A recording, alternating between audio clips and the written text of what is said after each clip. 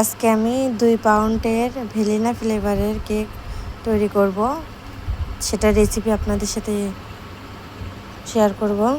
সবাইকে আসসালামু আলাইকুম। আপনারা সবাই কেমন আছেন? আলহামদুলিল্লাহ আমি ভালো আছি। তো এখানে আমি 4টা ডিম নিয়েছি। কুসুমগুলো আমি আলাদা করে নিয়েছি।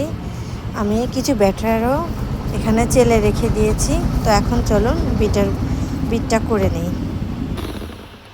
এখানে আমি অল্প অল্প করে বিট করে নিব আর চিনি অ্যাড করব। আমার ডিমের ফর্ম তৈরি করা রেডি। এখন আমি এখানে কুসুম 4টাই ঢেলে দিব। কুসুমগুলো দেওয়ার পরে 2 থেকে 3-4 সেকেন্ড আমি এটা বিট করব। আমার কুসুম দিয়েও এটা বিট করা তৈরি হয়ে গেছে। এখন আমি ভ্যানিলা এসেন্সটা ব্যবহার করব। এখানে আমার তৈরি ডিমের ফর্মটা তৈরি করা। আমি এটা স্পঞ্জি কেক বানাবো।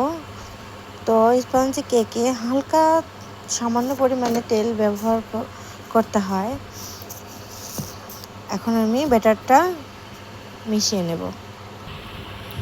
কেকটা আমি আস্তে আস্তে করে ব্যাটারটা মেশাবো, যাতে ডিমের ফোমটা না ভেঙে যায়। ডিমের ফোমটা ভেঙে গেলে কেকটা চুপসে যাবে, তখন কেকটা আর স্পঞ্জি কেক হবে না।